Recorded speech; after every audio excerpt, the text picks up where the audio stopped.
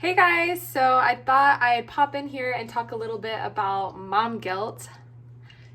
So, yesterday, probably actually this whole week, it's been pretty dang tough. I don't know, me and Kainoa have just had a really rough week. So, I have a 1.5-year-old pregnant, and I stay home with him all day. And it's just been one of those tough weeks where there's just like constant meltdowns. I've done all of the tricks in the book that I can find on tantrums and meltdowns, and some days they're just gonna have them. So on Monday, Kainoa just all day was not really having it. I decided to take us to a friend's house that evening for dinner just to get us out of the house and get his mind distracted on anything that could help. So, all day leading up to dinner that evening, he was just a mess. I mean, it felt like there was constant white noise in my ear blasting. That's how intense it was. And then we went to a friend's house, and he got better, of course, but we left, put him down. And then on Tuesday, oh my gosh, I thought it couldn't get worse, and it did. On Tuesday, it was all day long. He was having, it felt like every other minute, he was just crying over everything that was in his sight. I mean, it was really tough. I tried everything in the book that you could think of for tantrums. You know, you give them their space, you're calm, you try to calm them down, you set boundaries. I tried the timeouts, I tried the spanking even, and it was just like, nothing was working. And then I did something I never have done, and I started raising my voice, and I didn't yell. I don't like yelling. I mean, me and my husband don't even do that. Even if we get in like heated arguments, that's like a golden rule we don't have. We do not raise our voice. And so I naturally would never ever want to raise my voice with my kids, but I started raising my voice, not yelling, just getting very, very intense and firm, and just saying like, that's enough, or you're all done, or whatever he could understand to know that I wasn't happy with his tantrums. And it just really felt like a defeating feeling, because I never want to resort to that. I mean, if anything, it did make him stop, but I could tell it just made him feel like, I was very, very disappointed, and I could sense the shame he felt, and I never want to ever put that on my kids. And I felt so defeated. I felt horrible. And I ended the day just feeling so frustrated. Even after, I put him down for bed that night, I felt like I couldn't unwind and relax because I had just done like such a horrible job with him that day.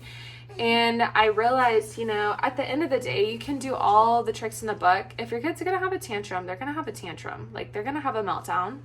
And it's okay. It doesn't mean, you're any less of a good parent. You're, I don't know, doing a bad job. It just means that they are, first off, they're developing normal, like their brain is actually developing in a healthy way, and they're exploring feelings, like really powerful emotions that they're feeling for the first time and trying to learn how to navigate.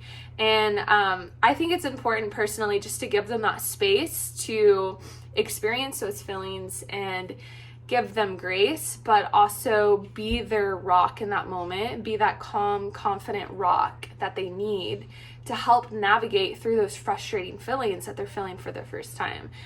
I'm not here to tell you how to navigate a tantrum because I'm still learning, God knows, but these are just little things I've learned along the way. So first off, the whole mom guilt thing, it's gonna happen, especially if you're expecting for the first time or have a kid.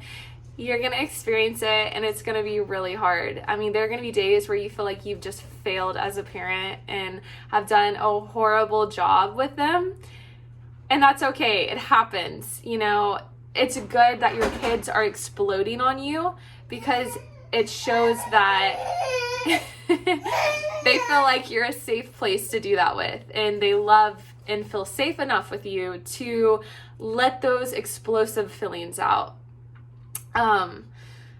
Second of all, I think that it's important just to, you know, allow them, give them that space, create that space for them, be that safe rock for them, but remain calm and confident in those crazy, intense moments. And know that it's not your fault. You know, it's so easy to blame ourselves when things go wrong with our kids. Like, you're the first person you resort to as if to why something went wrong. And it's not your fault. Kids need to have tantrums. They probably need to have tantrums because they need to learn how to navigate those feelings. They have to learn. You can't do it for them. And so just being that calm, confident rock is what they need in that moment. But yeah, these are just some things I've gone through this week. And if you've gone through anything similar, like, reach out, leave comments, reach out on my Instagram, like, let me know, you know, your stories with tantrums, because these are things that I hear are not talked about. And this is something I wish was talked about a lot more, you know, so that we can, like, come together and help each other out, because they're hard. You know, it's only Wednesday and I still feel like, how the heck am I going to get through this week with Kainoa? But, you know, it's going to be okay.